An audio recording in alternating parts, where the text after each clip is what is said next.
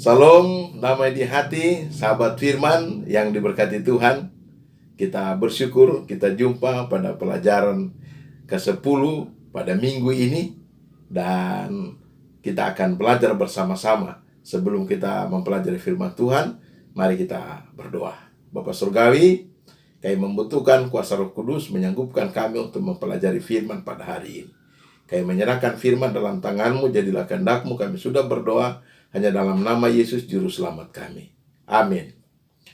Judul pelajaran kita sepanjang minggu ini adalah Yakub, Israel. Ayat inti terdapat dalam Kejadian pasal 2 ayat 28. Lalu kata orang itu, namamu tidak akan disebut lagi Yakub, tetapi Israel, sebab engkau telah bergumul melawan Allah dan manusia, dan engkau menang. Yakub artinya seorang penipu ulung, diganti menjadi Israel, yang artinya dia bergumul melawan Allah. Nah, demikian sahabat firman, para pengikut Kristus kadang-kadang disebut Israel milik Allah. Dalam Galatia pasal 6 ayat 16. Artinya, umat milik Allah bergumul dengan Allah setiap saat dalam kehidupan mereka.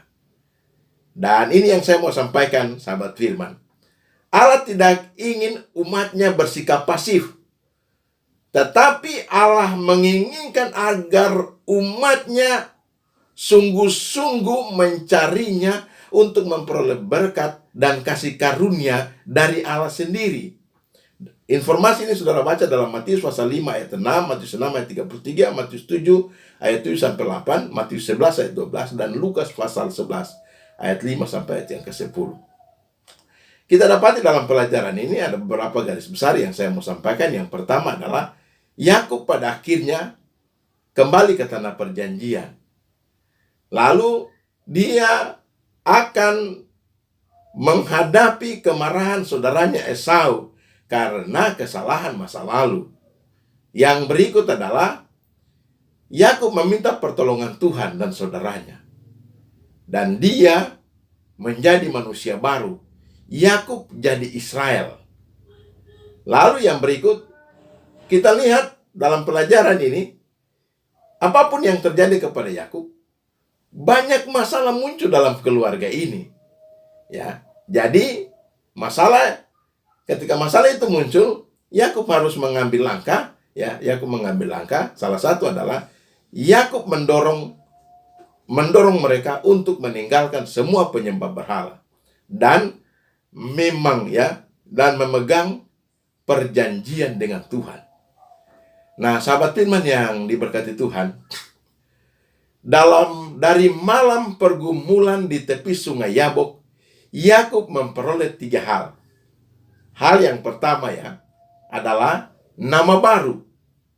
Ini menunjukkan pergumulan Yakub dengan Allah serta keinginan yang kuat untuk mendapatkan berkat. Jika kita baca Kejadian 28 ayat 12, pada saat pertama dia keluar dari rumahnya ke negeri asing, dan dia kembali dari negeri asing, dia lolos juga dari Laban, semuanya itu karena perlindungan Tuhan. Dan Tuhan nyatakan kuasanya atas kehidupan Yakub. Nah, sahabat Tuhan yang diberkati Tuhan, apapun keadaan Yakub, Allah tetap menuntun dia di dalam setiap langkah hidupnya.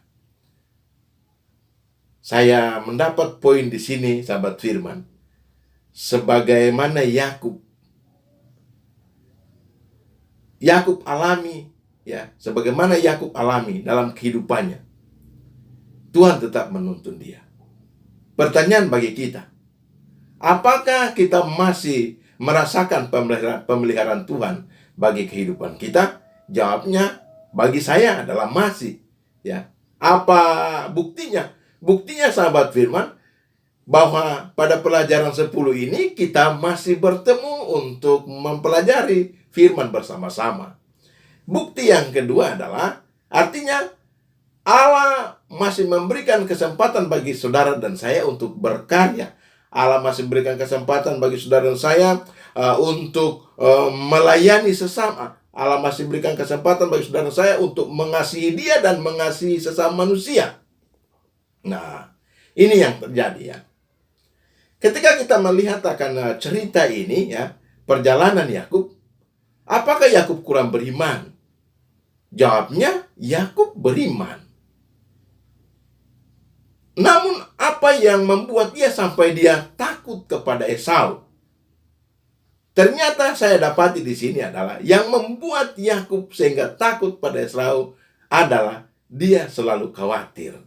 Dan buktinya, sahabat firman, meskipun Allah sudah berbuat banyak bagi Yakub, semua hal itu rupanya masih tidak mampu melepaskan Yakub dari kekhawatiran terhadap Esau. Saudara baca dalam ayat yang ke-6 dan ayat yang ke-7, sebenarnya Yakub bukan tidak percaya pada Tuhan.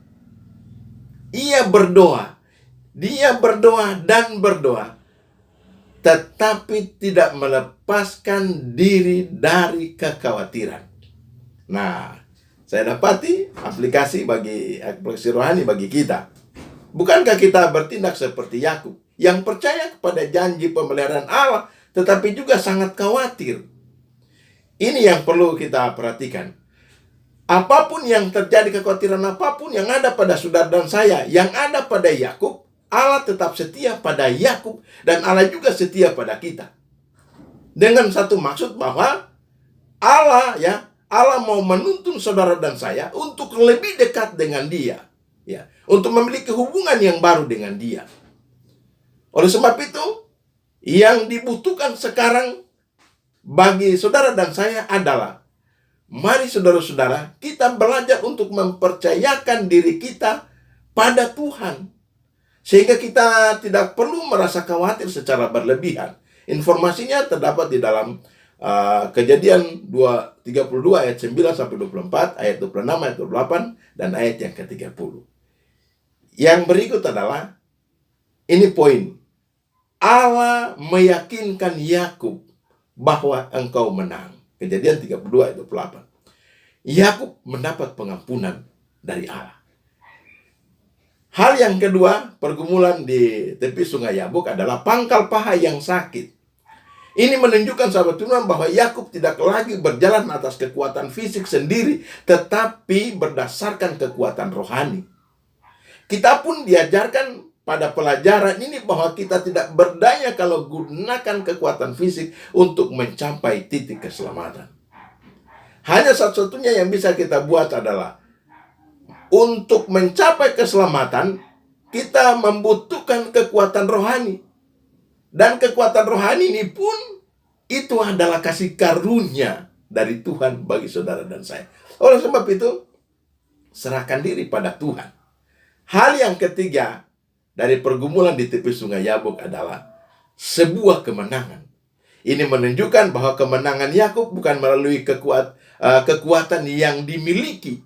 Saya dapati dalam pelajaran, dan saudara bacakan informasi rohaninya dalam Hosea pasal 12 ayat 4 dan ayat yang ke-5. Pada malam di tepi sungai Yabok, Yakub memegang kuat manusia itu, dan pada akhirnya dia mengetahui bahwa malaikat, ya, dengan menangis dan bermohon dengan belas kasihan untuk mendapatkan berkat.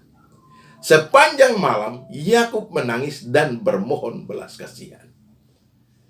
Nah, kita dapati pada pelajaran ini, pelajaran 10 ini, yang saya dapati ada dua bagian besar.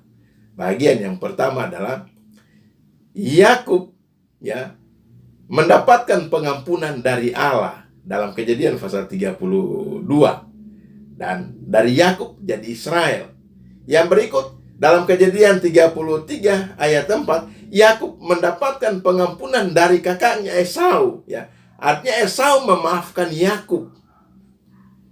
Tepat firman Tuhan telah digenapi.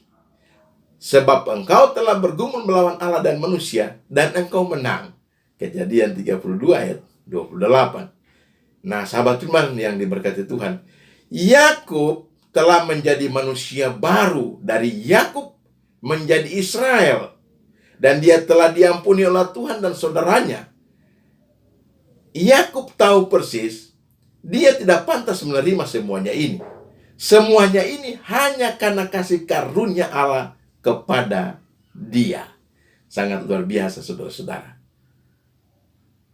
Pelajaran bagi saudara dan saya, kita perlu bersyukur kepada Tuhan bahwa apapun yang saudara dan saya alami, apapun yang saudara dan saya dapati, sebenarnya tidak pantas kita peroleh.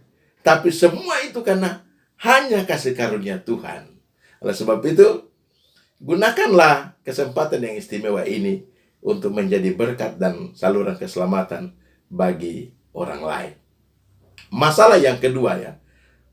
Poin yang kedua dari pelajaran adalah masalah keluarga Yakub. Masalah datang silih berganti. Yang pertama di dalam Kejadian pasal 34. Yang kedua dalam Kejadian 35 ayat 1 sampai 15. Yang ketiga dalam Kejadian pasal 35 ayat 16 sampai 29. Mari kita lihat. Kejadian 33 ayat 18 sampai 20. Israel akhirnya hidup damai di tanah Kanaan ketika dia membeli sebidang tanah. Lalu yang sangat istimewa, dia membangun sebuah mezbah bagi Allah. Saudara perhatikan di sini, masalah muncul, kedamaian segera memudar. Dalam Kejadian 34 ayat 1 sampai ayat 4 dan ayat 8. Setelah Sikem ya berkhianat kepada Yakub, anaknya ya, Dina, putri kesayangan Yakub ya. Namun ketika hal itu terjadi, Sikem bersedia menebus kesalahannya. Informasi ini terdapat dalam Kejadian 34 ayat 1 sampai 4 dan ayat 1 dan ayat yang ke-8. Nah, timbul inisiatif dari Simeon dan Lewi. Ya. Mereka membuat rencana dan berharap semua ini akan berjalan sesuai kehendak Tuhan. Jadi, kita dapati di dalam Kejadian 34 ayat 13 sampai 17 dan ayat 25 sampai 29, mereka melanjutkan pekabaran dari Abraham, yaitu tanda perjanjian Allah kepada Abraham, yaitu sunat kepada Sikem. Nah, ini pekabaran yang sungguh luar biasa ya. Di dalam Kejadian pasal 34 ayat 14, ayat 15 dan ayat 18, penginjilan terjadi. Yang pertama adalah, kami tidak memberikan adik kami kepada laki-laki yang tidak bersunat. Jadi tanda sunat, ya, tanda perjanjian Allah dengan Abraham adalah sunat. Simeon dan Lewi menyampaikan pekabaran kepada Sikem. Yang pekabaran kedua adalah, kamu harus sama dengan kami, yaitu setiap laki-laki harus disunat. Apa tanggapan dari Homer dan Sikem? Mereka menyetujui hal ini. Artinya, kebenaran firman Tuhan mereka terima. Dan akhirnya semua laki-laki disunat. Yang terjadi di sini adalah ketika disunat sahabat firman, Simeon dan Lewi ya memiliki motif yang lain. Mereka berkhianat dan mereka membunuh dan menjara sahabat firman yang diberkati Tuhan. Sebenarnya kebenaran firman Tuhan ini benar. Disampaikan oleh siapapun kepada orang lain, itu benar, karena itu firman Tuhan. Tetapi ingat, apapun kebenaran yang disampaikan, tetapi menggunakan motif yang lain, maka sahabat firman, tadinya mereka menginginkan bahwa semua yang berjalan itu sesuai kehendak Tuhan, tapi akhirnya Tuhan tidak menyetujui akan motif ini. Tuhan tidak menyetujui akan hal ini yang dibuat oleh Simeon dan Lewi. Namun saudara perhatikan, sangat luar biasa Tuhan yang kita sembah, bahwa dia tidak meninggalkan keluarga ini. Dia bertindak untuk membawa keluarga ini kepada hubungan baru dengannya. Sangat luar biasa sahabat firman. Artinya seperti ini, pelajaran bagi saya dan saudara. Apapun kesalahan yang saudara dan saya buat, Allah tidak akan tinggalkan kita. Allah akan bertindak untuk membawa kita, membawa keluarga kita kepada hubungan yang baru dengannya. Oleh sebab itu, serahkan diri pada Tuhan.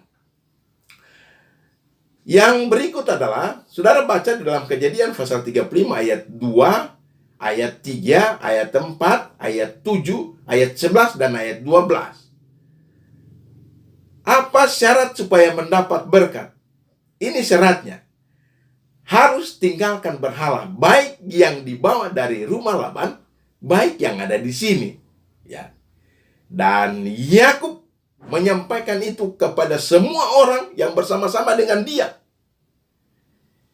Yakub mengerti, ya. Dan Allah memutuskan untuk memperbarui perjanjiannya dengan Yakub. Dan kali ini, ya, seluruh keluarga akan terlibat. Lalu yang berikut, Yakub mengerti bahwa keluarganya harus lebih dekat dengan Tuhan. Dan dia meminta mereka untuk meninggalkan semua berhala mereka.